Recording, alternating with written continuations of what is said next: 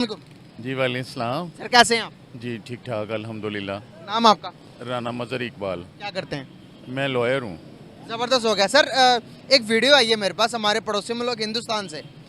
उनका कुछ कहना है कश्मीर के रिलेटेड, तो आप ज़रा ये वीडियो मुलाहिज़ा फरमाएं, उसके बाद हम बात करेंगे। ये एजुकेशन सिस्टम है कि जम्मू एंड कश्मीर का, जो इंडिया साइड कश्मीर है। अब सुने ये बंदा कुछ कहना चाह रहा है आपको। स्कॉलरशिप भी देते हैं up to 90% into the classroom programme of Allen. जो यंग ब्रेन्स है वो कॉम्पिटिटिव एनवायरनमेंट को फेस करें, ओलंपियाड्स है, जो भी आगे जिंदगी में वो कॉम्पिटिटिव एनवायरनमेंट फेस करेंगे, जो हमारा एजुकेशन सिस्टम है। श्रीनगर का ये वीडियो मैं इसलिए लेकर आया कि आपको पता लगे कि हमारे जम्मू कश्मीर में एजुकेशन का लेवल इतना ज्यादा है कि शायद पूरे पाकिस्तान को वो टक्कर दे सकता है। मैं तो पाकिस्तानियों को जम्मू कश्मीर से उसकी तुलना ही नहीं करना चाहता। हमारे जम्मू कश्मीर का वो अपमान हो जाए। तो पूरे पाकिस्तान के साथ अगर मैं उसका कंपैरिजन करूं, तब भी जम्मू कश्मीर का एजुकेशन सिस्टम आपके पूरे एजुकेशन सिस्टम पे भारी पड़ जाएगा। असल टैलेंट जो कहते हैं ना, असल टैलेंट और असल जज्बा देखना है तो जम्मू कश्मीर के इन बच्चों को देखिए, उनके माँ बाप को देखिए, जो लेकर आए हैं वहां पर सेंटर पर। क्या कहेंगे? सही कह रहे हैं ये बिल्कुल सही कह रहे हैं।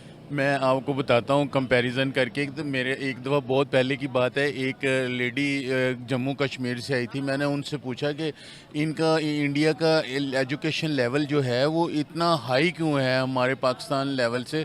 तो उसने ये कहा था कि एक तो वहाँ जब ये अंग्रेज़ लोग आए थे ना, तो वो उस इलाके में ज़्यादा रहे हैं, यानी कि इंडिया में, और वहाँ इस वजह से उनकी वहाँ की इंग्लिश की बोलने की स्पीकिंग पावर, राइटिंग पावर, वो सब पाकिस्तान या दूसरे और भी इंडिया के जो इलाके हैं उनसे भी मुख्तलिफ है। तो जहाँ पर वो ज़्यादा लोग वो ज़्यादा रहे हैं, वहाँ की आप देखें, आप किसी आम बच्चे से बात कर लें इंडिया के, वो भी इंग्लिश में बड़ी ज़बरदस्त स्पीच करता है और बड़ी गुफ्तगू बड़े बहुत अच्छे तरीके से, सुलझे हुए तरीके से इंग्लिश में करते हैं। और छोटे छोटे बच्चे होते हैं, लेकिन हमारा जो यहाँ का लेवल है ना, वो उनको टच नहीं कर सकता। ये बात उनकी बिल्कुल ठीक है। बिल्कुल सही।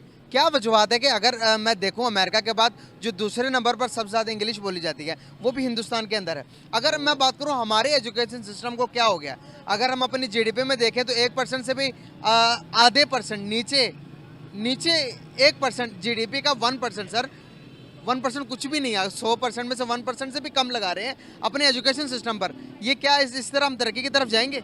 नहीं, ये इस तरह जो है ना, अगर हम कंपैरिजन करें ना, स्कूल लेवल से ये काम शुरू होता है। तो जब स्कूल लेवल से जो बच्चों को इसी तरह पढ़ाया जाएगा कि ये आम सी ज़बान में, तो वो तो वहाँ पे एक लेवल ही ऐसा कर देते हैं कि बच्चे जब बोलते भी इंग्लिश में हैं, लिखते भी इंग्लिश में हैं, एंटर होते हैं तो उनको इंग्लिश शुरू हो जाती है। उसके घर जब आते हैं तो माँ बाप उनको इंग्लिश में ही बात करते हैं। तो ये ज़्यादातर बात ये इन्वायरमेंट की है, ये नहीं है कि एजुकेशन की। एजुकेशन तो एक बच्चा आप यहाँ पे देख लें, वो इंग्लिश में पीएचडी भी कर लेगा तो बोलना उसको फिर भी नहीं आएगा।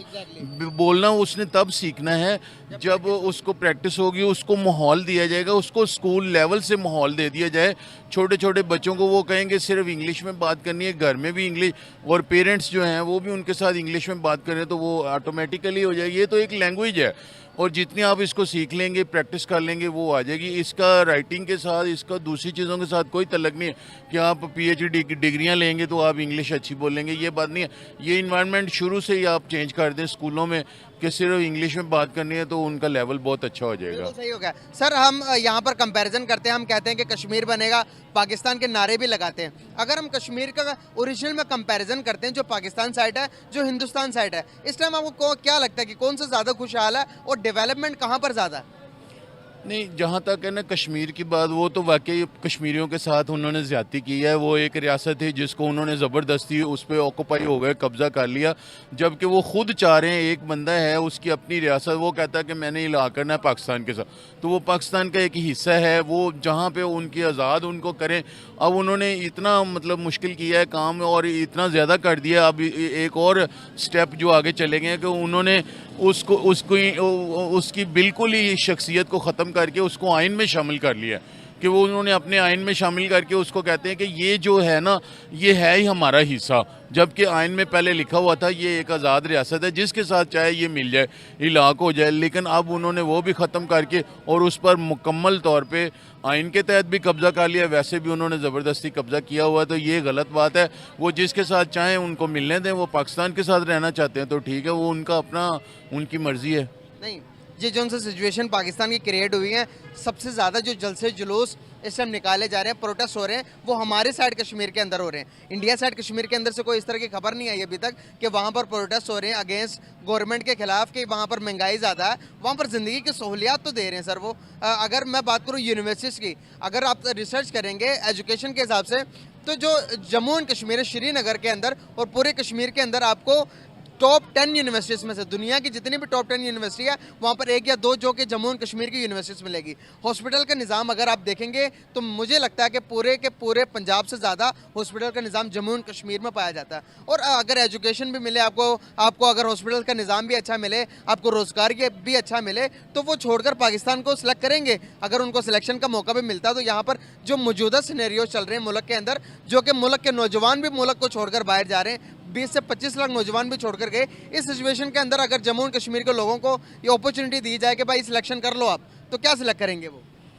जहाँ तक मेरा नज़रिया है वो ये है कि उनको पहले आज़ाद किया जाए, उनको ये आज़ादी दी जाए कि वो आज़ाद हैं। उसके बाद वो अपना देखें, वो कुछ सिस्टम उनका अगर एक सूबा ही डिक्लेयर कर दिया जाता है या उनकी उसी तरह शख्सियत डिक्लेयर कर और पाकिस्तान उनको सिर्फ हेड करता है और उनके अपने सिस्टम को वो चलाता है, तो मेरा ख्याल है वो बेहतर सिस्टम से, ऑलरेडी यूनिवर्सिटीज़ भी वहाँ पे।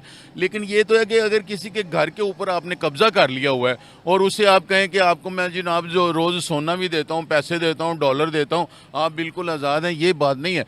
वो उसकी आज़ादी इन्होंने सलब कर ली हुई है। आज़ादी जिस बंदे की आप उसके घर पे कब्जा करके उसे कहें जी मैंने बड़ी आपको फैसिलिटेट कर दिया हुआ है, ये बात नहीं है। पहले उनको आज़ाद करें, वो जहाँ पे रहना चाहें। हो सकता है वो ना भी, अगर पाकिस्तान ने उनको क्या करना है, वो एक आज़ाद हैं, वो अपने तौर पे अपने सिस्टम को चलाएंगे और बेहतर तरीके से। लेकिन वहाँ पर जो मुसलमान हैं वो ये कह रहे हैं कि हमारे साथ ज़्यादती हो रही है।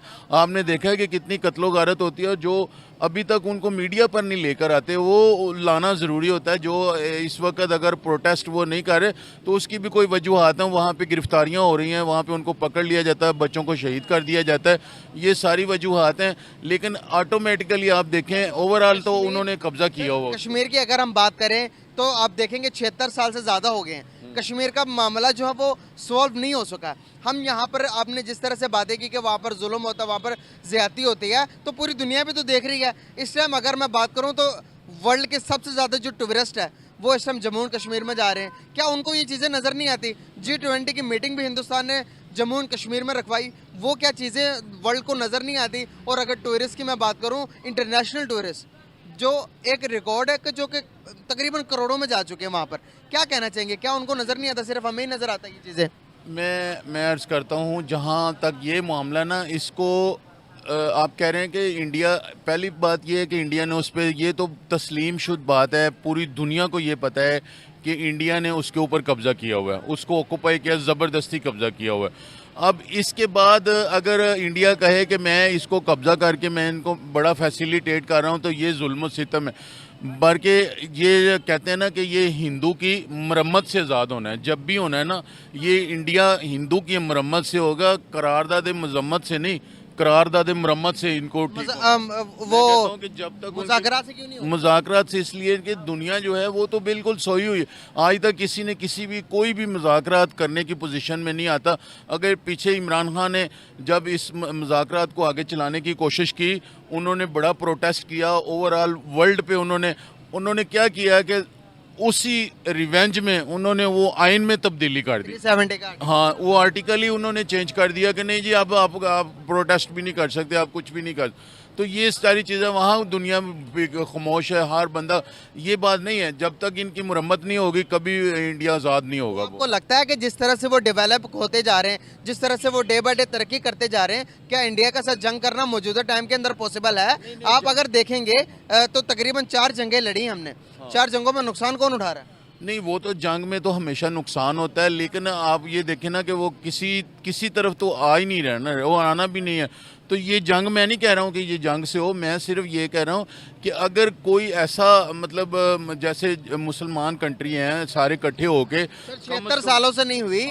यहाँ पर हम कश्मीर बनेगा पाकिस्तान के नारे के अलावा आज तक कश्मीर को दिया क्या हमने? कुछ दिया हमने? हम क्या करें, हम मतलब उनके साथ हम खड़े होकर जंग तो नहीं लड़ सकते ना। जंग लड़ेंगे तो हम अपने मुल्क की तबाही भी हमारे तो साथ हो जानी है।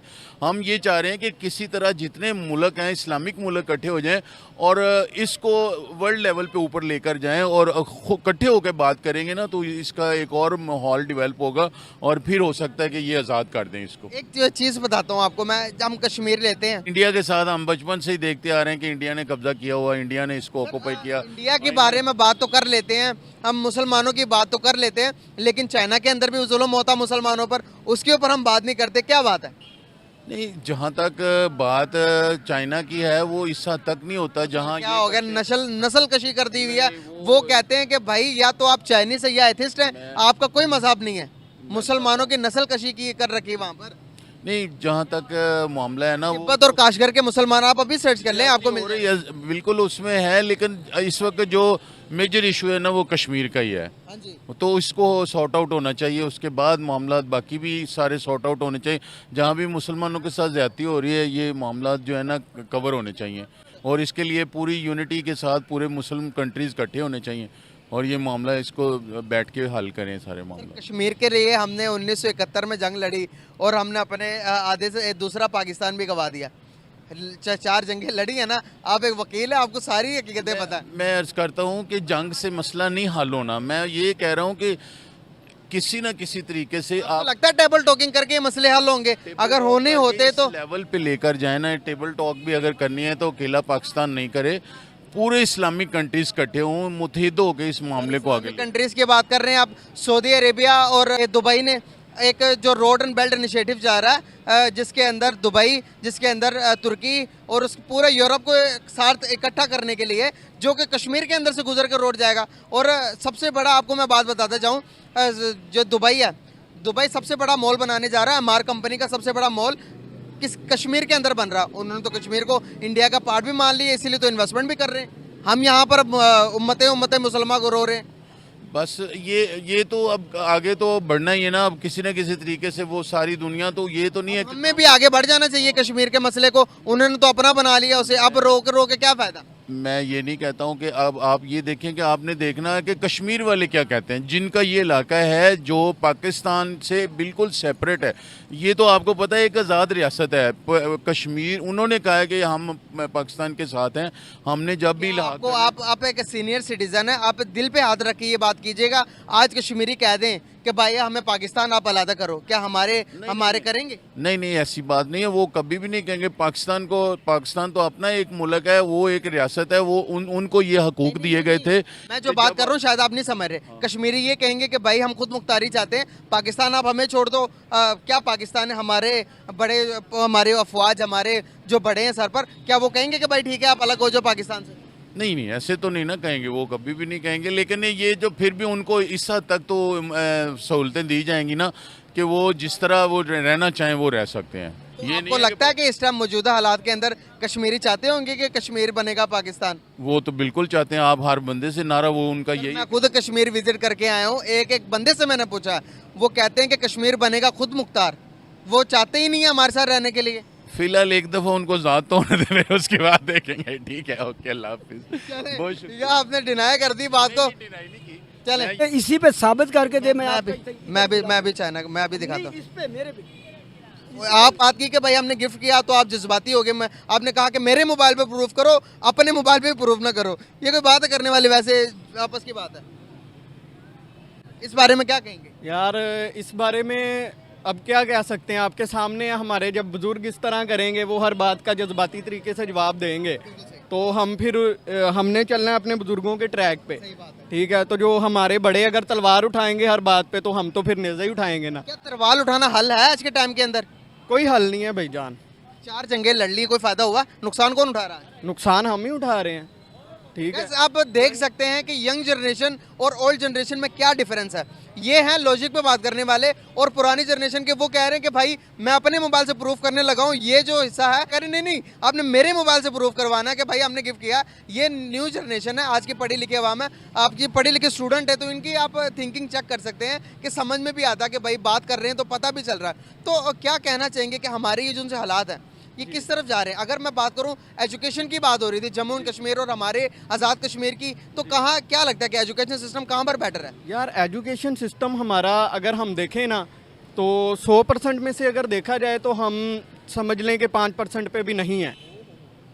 ठीक है, इंटरनेशनल अगर आप इंडिया को भी ले लेना और कहीं आप ना भी जाएं, ठीक है, तो इंडिया अब रिसेंटली मैचेस हुए हैं, एशिया कप के मैच हुए हैं, ठीक है, उन्होंने श्रीलंका में मैच वो ड्रॉ करना पसंद कर लिए हैं, लेकिन उन्होंने पाकिस्तान आना कबूल नहीं किया।